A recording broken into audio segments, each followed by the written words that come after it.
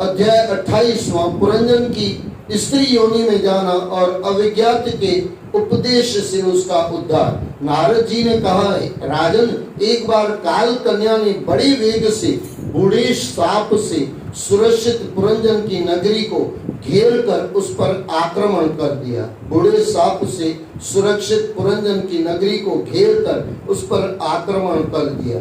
ये बुढ़ा हो गया है, अब मौत तो आने वाली है, बुढ़ापे में भी मौत आएगी।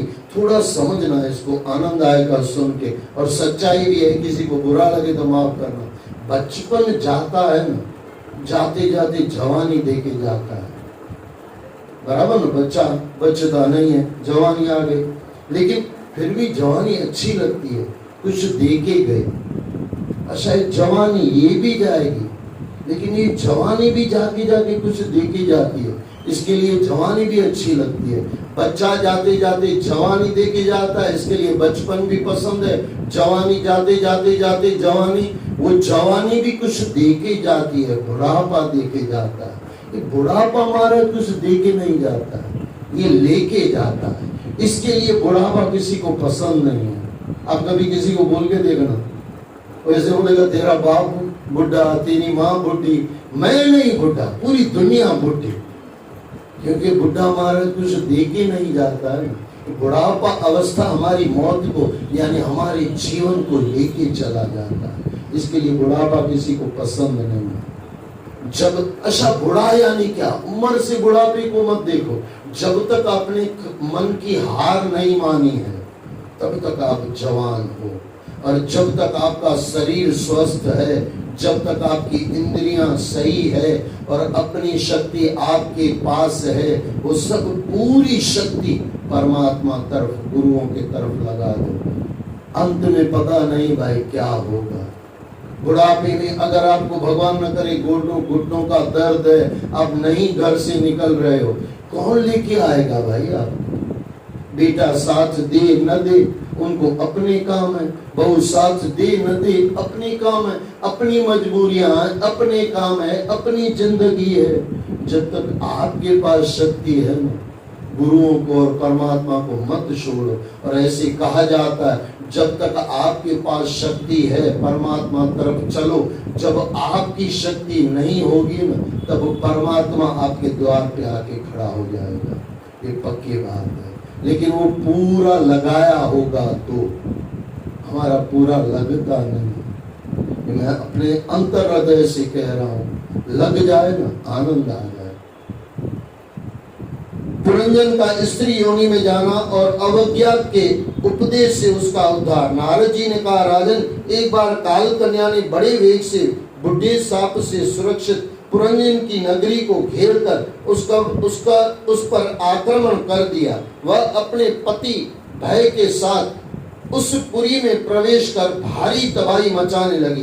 पुरंजन को अनेक कलेशों में गिरा देकर उसकी सुंदरी रमणी ने भी उससे किनारा कर लिया। काल कन्या के आलिंगन से पुरंजन की सारी श्री नष्ट हो गई। श्री यानी शक्ति, पहले आया था। और इत्याधिक विषयों में लीन रहने के कारण उसकी दशा बहुत ही दीन हो गई थी। जितना भोग ज्यादा, उतना रोग ज्यादा। हमारे गुरु ग्रंथ साहब में तो आता है, भोगम तरोगम, भोग रोग, जितना भोग ज्यादा उतना रोग ज्यादा। बुढ़ापा उम्र के हिसाब से आना चाहिए, बुढ़ापा जवानी में नहीं आना चाहिए। आज मैंने जवान बुढ़े देखे हैं, आज यानी जिंदगी में हम, आपने भी देखे होंगे जवान बुढ़े। उसको बोलो वहां से वो डब्बा लेके आ, बोले बाद में जाते हैं, बाद में करते हैं, ये बुढ़ा हो गया। जवान बुढ़े देखे हैं, और बुढ़े जवान भी मैंने बहुत देखे, बहुत नहीं, वो बहुत कम देखे। बुढ़ा जवान यानी हमेशा काम के लिए तैयार, परमात्मा के लिए तैयार। ये बुढ़ा नहीं है, ये जवान है। शरीर भले बुढ़ा है, अंदर जवानी है। श्री नष्ट हो गई और इत्यादि विषयों में लीन रहने के कारण उसकी दशा बहुत ही दीन हो गई। उसका विवेक नष्ट हो गया। गंधर्व और यवनों ने उसका सारा ऐश्वर्य लूट लिया। ये संसार आपकी श्री शक्ति लूट ही लेगा, कुछ नहीं बचता है। ये श्री से परमात्मा श्री हरि को पालो, आनंद आ जाएगा। यह देखकर पांचाल नरेश पुरंजन गहरी चिंता में डूब गया, क्योंकि उसे काल कन्या के आगोश में पड़ा देख सभी उससे किनारा करने लगे थे और उसका अनादर करने लगे थे। उसका नगर धू धू कर जल रहा था, हर तरफ विनाश ही विनाश दिखाई पड़ रहा था। उसका रक्षक बुढ़ा सर्प भी मुंह छुपाए एक और दुबका पड़ा था। ये जीवन है, कब तक ऐसा इसे कहा जाता है। बीच में बहुत याद आता है, क्या करें, मैं खुद को संभालना भी पड़ता है। सुनो, कृष्ण के ऊपर जरासंध ने 18 बार आक्रमण किया। सुना होगा, आगे चल के आप सुनोगे। 18 बार। 18वीं बार में कृष्ण भगवान भाग रहे थे, तब नाम हो गया रण छोड़ रहा है। ये सोचने वाला है, जिसको 17 बार हराया उसको 18वीं बार भगवान कृष्ण नहीं हरा सकते थे। खुद खुदा है, और ये भगवान ने तो बता दिया मैं भगवान हूं। राम ने कभी नहीं बताया मैं भगवान हूं, लेकिन कृष्ण भगवान ने कहा मैं हूं भगवान, हूं भगवान। भाग रहे हैं, कारण थे, 2-4 कारण थे। एक तो 18वीं, एक बात याद रख लेना, ये 18 शब्द है ना, 18वीं बार आपके जीवन में बीमारी आएगी। 18वीं बार के बाद आपका शरीर छोड़ना पड़ेगा, ये संकेत है। आप जिंदगी में कभी कोई गिनती रखता नहीं है, पापों की गिनती नहीं है, कोई गिनती है ही नहीं। अगर ईमानदारी से देखने जाओ ना, ऐसी बात कहा जाता है 18 बार आपके ऊपर आक्रमण होगा मौत का, और 18वीं बार आप जीतोगे नहीं, हारोगे, मर जाओगे। इसके लिए कृष्ण ने संकेत दिया 18वीं बार मैं भी भाग रहा हूं। अब ये तो कृष्ण भगवान है, उनकी क्रियाएं बाकी थी तो शरीर नहीं छोड़ा, शरीर बहुत बाद में छोड़ा, लेकिन यहाँ कृष्ण भगवान संकेत ये दे रहे हैं 18वां बार यमराज, यहाँ काल भगवान हमारे ऊपर आक्रमण करेगा। हर बार जीत जाओगे, 18वीं बार नहीं जीतोगे। अच्छा, ये दूसरी बात, इसमें दूसरा ये आता है, जरासंध ने देख लिया कि किनका भगत है भगवान कृष्ण, किसका भगत है, बोले ब्राह्मणों का भगत है। तो जब लड़ाई करने आया ना, आगे रखा ब्राह्मणों को। अब ये ब्राह्मणों के साथ भगवान कृष्ण कैसे युद्ध कर, इसके लिए भी भागना पड़ा। जब वो भागा, अब ब्राह्मण तो वही रह गए। ब्राह्मण भले जरासंध के साथ थे, ऐसे कहा जाता है ब्राह्मण कितना भी बुरा खराब हो ना, उसकी निंदा चुगली में मत जाओ। संत कितना भी इधर उधर हो ना, उसका मत देखो, आप अपना देखो, उसका क्या देख रहे हो, आप थोड़ी मालिक हो। तो ऐसे कहा जाता है, जो ब्राह्मण आए थे, अब उनके साथ कृष्ण को झगड़ा करना अच्छा नहीं लगा तो भाग गए, और भाग गए तो जरासंध भी अकेला उसके ऊपर पीछे पीछे दौड़ने लगा। जरासंध नाम इधर उधर तो भूल लेना, लगभग तो जरासंध ही है। कहीं ऐसे कभी कभार मिस्टेक हो जाती है, तो मुझे फोन आते रहते हैं, लेकिन वो नाम इधर उधर है, अंदर तो जो चल रहा है वो बराबर है, और मैं आपको संकेत भी बराबर दे रहा हूँ। वो फिर वहां पे चढ़ाई हुई और वहां पे उसको मारा गया। फिर तो भाग गए थे, वहां पे लड़ाई की नहीं थी। 18वीं बार में किसी की जीत नहीं हुई, किसी की हार नहीं हुई। फिर सीधी द्वारका नगरी बसाई गई। कृष्ण ने जंप करके सीधा आ गए थे, वहां पे द्वारका नगरी बसाई, और फिर वो आगे चल के भीमसन को ले गए। भीमसन को लेके फिर जरासंध की लड़ाई करवाई, फिर वहां पे जरासंध हारा गया था और भीम ने उसको मारा था। ये पूरी आगे 10वें अध्याय में 10वें सिकंद में आएगा, अब तो बहुत दूर है वो तो। अब ये देखो, ये सब जो बता रहे हैं, दूर दूर कर हमारा घर चल रहा है, हमारा जीवन जल रहा है, सब जल ही रहा है ना, सब काल के मौत में ही जा रहे हैं ना। लेकिन काल के मौत से कोई छुड़ा नहीं सकता। एक चीज है, परमात्मा को पा लेना तो मौत भी आनंद से आती है। और मौत से ऐसे कहा जाता है, ध्रुव भक्त आप आगे सुन के आया, जब वो ध्रुव भक्त परमात्मा से मिले और विमान में बैठने लगे तो काल आया, समझो मौत आई। बोले बाबा आप मुझे छोड़ के परमात्मा को पा नहीं सकते, नियम ये है, यहाँ पे मुझे जीतने दो। फिर ऐसे कहते हैं कि वो आपने आगे सुना था, वो काल, ये ध्रुव भगवान ने उसके ऊपर लात रखी थी यानी ये जन्म मौत ने पूरा किया और अगला जन्म यानी उसी जन्म में, लेकिन मौत को पार करके गए। ये याद रख लेना, संत महात्मा मौत के पार जाके, और वो हमारे कबीर साहब ने कहा मरने ते जग डरे मोरे मन आनंद, मरने ही ते पाई है पूरन परमानंद। मौत हमारा कुछ छीनती नहीं है, हमारा जीवन छीन के परमात्मा से बहुत दूर कर देती है। इतना ही है मौत। इस मरने से पहले जो रोज रोज घड़ी घड़ी सेकंडों सेकंडों में हम मर रहे हैं, मरने से पहले उस काल के बीच में अकाल को मिल जाए, आनंद आ गया। फिर काल किसी को नाश नहीं कर। गुरु नानक भगवान को कभी काल खा सका क्या? साईं टेऊराम साईं को खा सका क्या?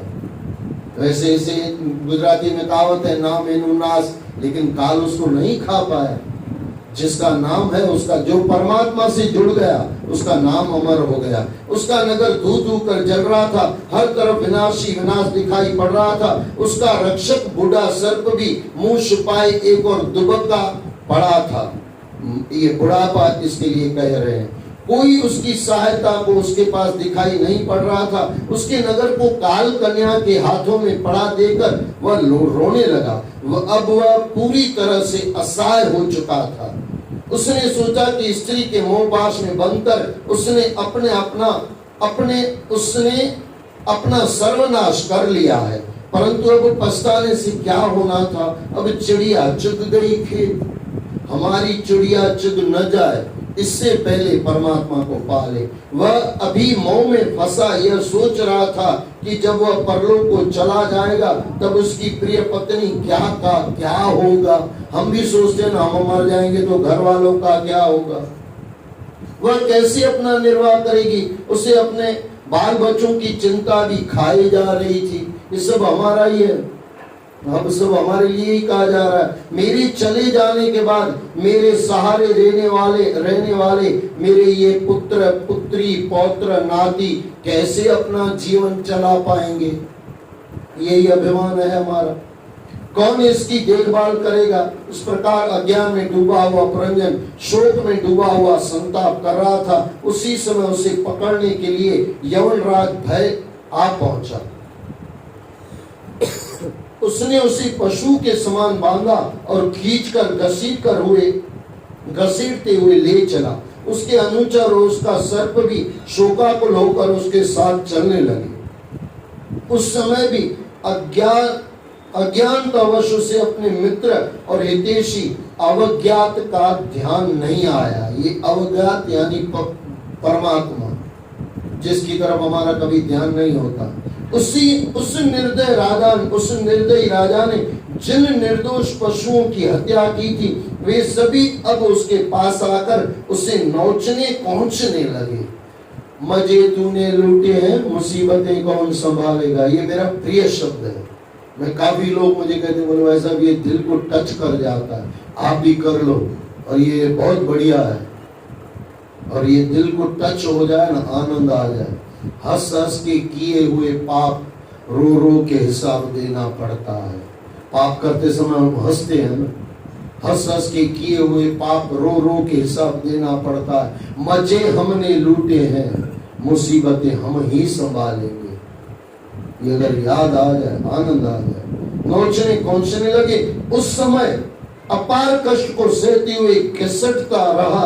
अंत समय में भी उस समय अपार कष्ट को सहते हुए घिसटता रहा। अंत समय में भी पुरंजन को अपनी स्त्री का ही ध्यान कचोट रहा था। अब उसका क्या होगा, ऐसे समझो, अब हमारा क्या होगा।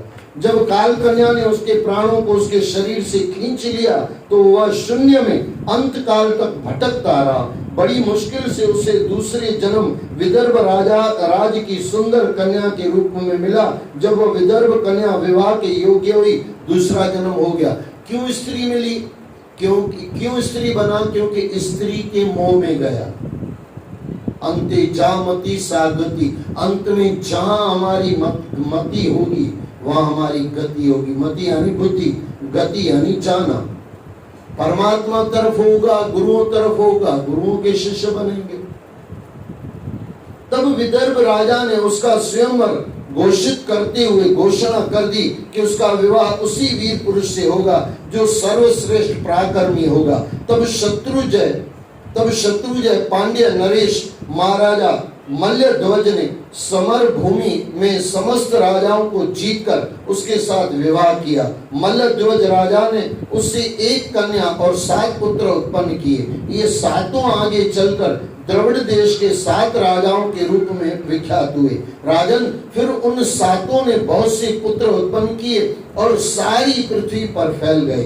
राजा मल्लध्वज की बड़ी पुत्री बड़ी वृत्तशीला और धार्मिक प्रवृत्ति की थी। उसके साथ महर्षि अगस्त का विवाह हुआ था। उसने दृढ़च्युत नाम के पुत्र को जन्म दिया और दृढ़च्युत के यहाँ इत्यमवाह का जन्म हुआ था।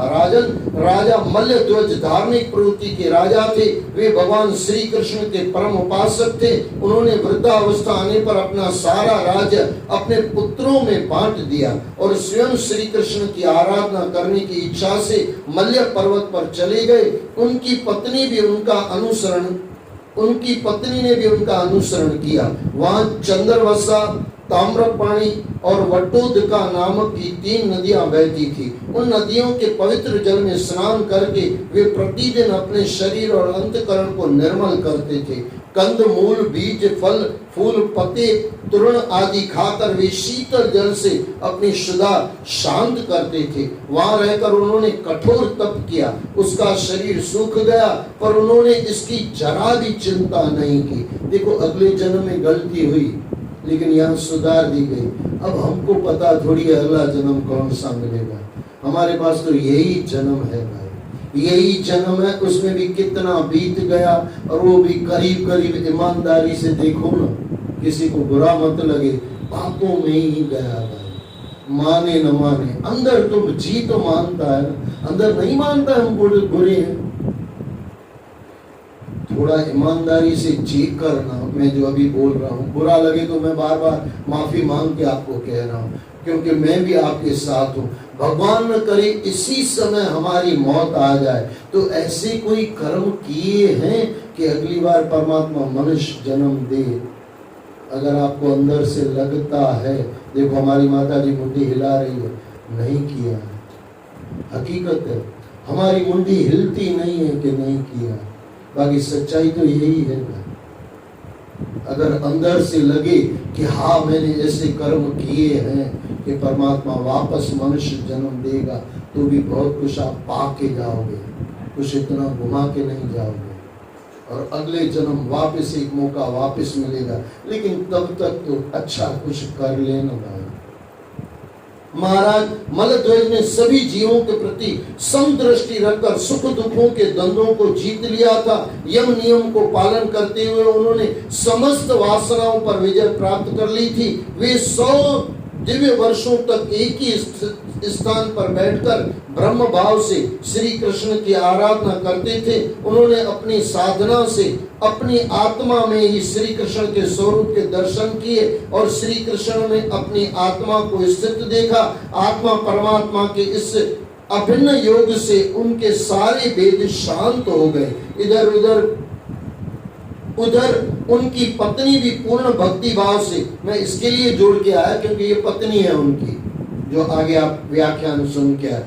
पति ऐसा होगा तो पत्नी को तो कुछ तो मिलेगा ना भाई, कुछ तो मिलेगा ना। ये है, पत्नी में से पति को मिलता है और पति में से पत्नी को मिलता है। लेकिन आजकल मोबाइल के गुण मिलते हैं, गुण ये मिलते हैं। इसमें भी किसी को बुरा लगे तो माफ करना। वैसे तो गुण पति में से पत्नी में से लेना चाहिए, अवगुण तो अपने पास ही है, दूसरों को क्या लेने भाई। अब मान लो कि मैं क्रोधी हूँ, लोभ आपका ले लूं, काम उनका ले लूं, तो मेरा होगा क्या। दूसरों से गुण लो, अवगुण तो बहुत है भाई। और गजब है, एक बार गुण आते जाए ना, अवगुण तो खुद ही निकलते जाते हैं। गुण में इतनी शक्ति है, अवगुण दूर कर देते हैं। अच्छा, अवगुण में इतनी शक्ति नहीं है गुणों को दूर कर सके। उसकी शक्ति नहीं है। उसको संसार देने की शक्ति है, परमात्मा देने की शक्ति नहीं है, क्योंकि गुणों से परमात्मा मिल सकता है और गुणों से अवगुण दूर हो सकते हैं। उधर उनकी पत्नी भी पूर्ण भक्तिभाव से पति की सेवा में रत रहती थी। उसे अपने खाने पीने, पहनने ओढ़ने तथा अपने किसी निजी कार्य की जरा भी चिंता नहीं रहती थी। पहले बहुत रहती थी, अभी कुछ नहीं रहती है। वह पूरी तरह से अपने पति में भक्ति भाव से लीन रहती थी। उसकी सेवा करना ही उसका धर्म था। योग समाधि की स्थिति में जब उसके पति परलोकगामी हो गए, तब भी वह उन्हीं के पास बैठी रही। कुछ समय उपरांत जब उसे पति के देवासन का पता चला तो वह व्याकुल उठी। उस निरंजन वन में अपने को अकेली और असहाय पाकर वह व्याकुल होकर रहने लगी। जब कोई भी उसकी सहायता को वहां नहीं आया तो उसने स्वयं की लकड़ियां एकत्र कर चिता तैयार की। अपने पति का दाह संस्कार करने के लिए उसने स्वयं ही उसका शव चिता पर रखा और अग्नि प्रज्वलित करके चिता में आग लगा दी। जब चिता धू धू करके जलने लगी तब वह सती होने के लिए स्वयं भी चिता में प्रवेश करने के लिए आगे बढ़ी। उसी समय एक आत्मज्ञानी ब्राह्मण ने आकर उसे चिता में प्रवेश करने से रोका। ब्राह्मण ने कहा, हे देवी, तुम कौन हो, किसकी पुत्री हो और किसके लिए तू शोक करती हुई इस चिता में प्रवेश करने जा रही है? वह तेरा कौन है? क्या तूने मुझे नहीं पहचाना? मैं पूर्व जन्म में तेरा मित्र अवज्ञात हूँ। ये गुरु भी मान लो, अवज्ञात यानी गुरु जिस तरफ हमारा कभी ध्यान ही नहीं होता है। गुरु जी खाली गाली बुझना है, भला थोड़ी आए उन्होंने, और उसको कभी सच्चा मित्र, परमात्मा को सच्चा मित्र थोड़ी मानते हैं, दुश्मनों को सच्चा मित्र मानते हैं। थोड़ा फिर से कटाक्ष कर रहा हूं मैं। दारू पीना, गलत, जितनी भी गलत चीजें हैं ना, सब हम दोस्तों से ही सीखते हैं। अब ये दोस्त है कि दुश्मन है? माताएं भी मुझे माफ करे, अगल बगल में बैठी होगी, निंदा चुगली करती रहेगी। अभी ये सहेली जिसके साथ हम निंदा चुगली करते हैं वो सहेली, तो दुश्मन कौन होगा? आज तक मैंने एक भी दुश्मन ऐसा नहीं देखा है जिसने दारू पीना दुश्मन से सीखा हो, जुआ पीना दुश्मन से सीखा हो और उसको हम दुश्मन समझते हैं। गजब है। और जिसने गलत चीजें सिखाई उसमें हम मित्र भाव रखते हैं। कभी मेरी दृष्टि से दोस्तों को देखो और मेरी दृष्टि से कभी दुश्मनों को देखो। मेरे ख्याल से दुश्मन आपको दोस्त लगेंगे। अच्छा, दुश्मन क्या कहते हैं? आप बुरे हो तो गुरु क्या कहता है? गुरु भी कहते हैं ना, बेटे तू गधो है, सुधर जा तू। बराबर क्यों नहीं? कितनी बार मैंने वो प्रेम प्रकाश ग्रंथ पढ़ा, ऐसे ऐसे शब्द हमारे सुधारने के लिए गुरुओं ने लिखे हैं। बराबर के नहीं? जो गुरु कहता है वो दुश्मन कहता है, लेकिन दुश्मन से हम दूर भागते हैं, गुरु की हम मानते नहीं है। और जो चहेते जो मित्र हैं दुश्मन, और पूरी जिंदगी बर्बाद हो रही है। और अवज्ञात यहाँ पे वापस आया, अगले जन्म में आया, ये इसको पूरा याद दिलाएगा और ये गुरु ही कर सकता है। अगले जन्म में और कोई मिले न मिले, अवज्ञात यानी ऋषि, मुनि, गुरु और परमात्मा जरूर मिलते हैं। मैं पुनर्जन्म का तेरा मित्र अवज्ञात हूँ। उस समय भोग विलास में पढ़कर तुम मुझे भूल गए थे। हम परमात्मा को, गुरुओं को क्यों भूलते हैं? क्योंकि भोग विलास में पड़े हैं। उससे भी पूर्व मैं और तुम मान सरोवर के हंस थे और परस्पर मित्र थे। जीव, आपने सुना होगा कृष्ण भगवान के बारे में, आएगा बाद में देखेंगे। हम दोनों सहस्रों वर्षों तक एक ही स्थान पर रहे थे, परंतु विषय वासनाओं के आवेग में तुमने मेरा साथ छोड़ दिया।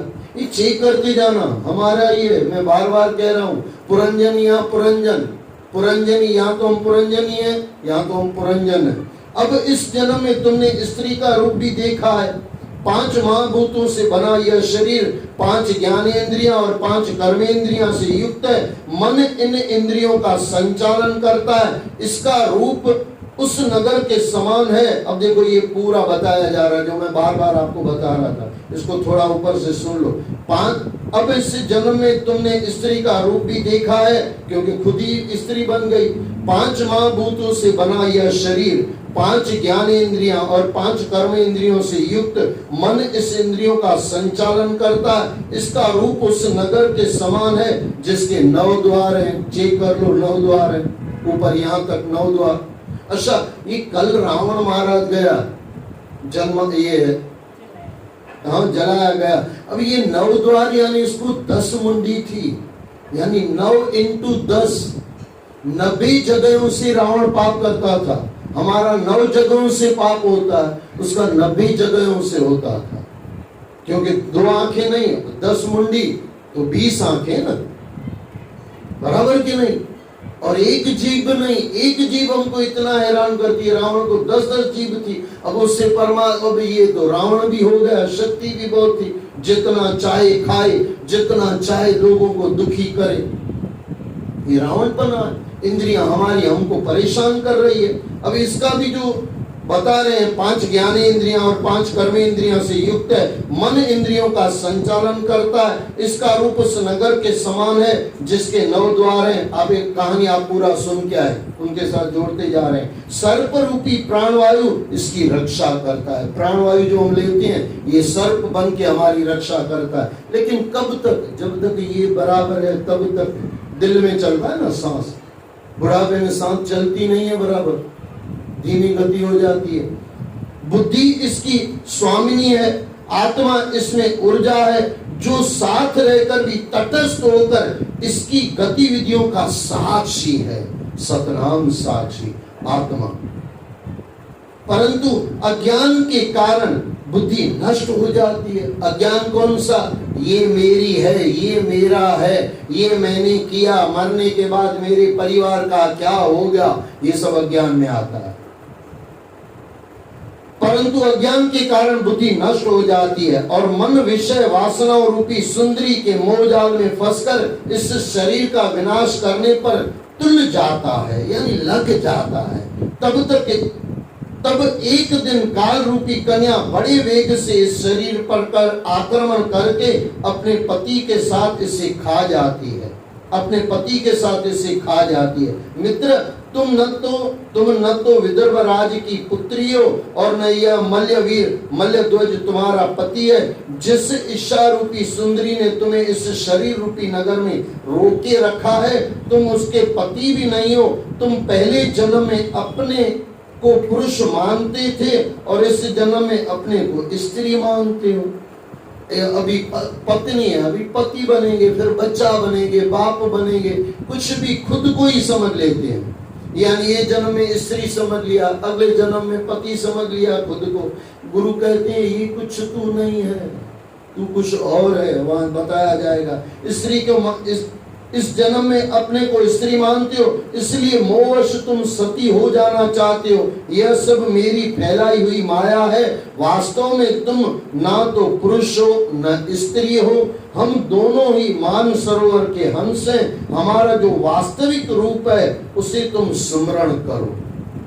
नर और नारायण, नर हम लोग, नारायण परमात्मा, दोनों मान सरोवर के हंस हैं और यहाँ पे भटक गए हैं। मोती चुगने आए थे, परमात्मा की भक्ति करने आए थे, लेकिन कहीं आके और फंस गए। अनुभव करो, उसे तुम स्मरण करो, अनुभव करो। हम दोनों ही मान सरोवर के हंस हैं। हमारा जो वास्तविक रूप है उसे तुम स्मरण करो, अनुभव करो। मित्र, तुम जीव हो और मैं ईश्वर हूँ। तुम मुझसे भिन्न नहीं हो, तुम वही हो जो मैं हूँ। ज्ञानी पुरुष हम में किंचित भी भेद नहीं मानते। अवज्ञात ईश्वर के सावधान करते ही जीव अपने वास्तविक स्वरूप में स्थित हो गया, उसे आत्मज्ञान प्राप्त हो गया। वह वहां से चल पड़ा और श्री हरि का स्मरण करने लगा। हे राजन, मैंने तुम्हें परोक्ष रूप से राजा पुरंजन के रूपक द्वारा तुम्हें, अब देखो ये पूरा मैं आपको छोटी छोटी बातों में भी बता के आया क्योंकि कहीं छूट न जाए, इसके लिए यहाँ पे कहा, हे राजन, मैंने तुम्हें परोक्ष रूप से राजा पुरंजन के रूपक द्वारा, यानी एग्जाम्पल द्वारा, उदाहरण द्वारा पुरंजन के रूपक द्वारा तुम्हें आत्मज्ञान का परिचय कराया, कितना सरल करके दिखा दिया। अगर आ जाए, आनंद आ जाए। अब तुम समझ गए होंगे कि आत्मा जीव में स्थित रहता है, आत्मा जीव में स्थित रहता है और यह परमात्मा का ही अंश है, इसे कदापि नहीं भूलना चाहिए। बोलो सद्गुरुदेव भगवान की जय। जय जय श्री राधे, जय जय श्री राधे, जय जय श्री राधे। बोलो सद्गुरुदेव भगवान की जय।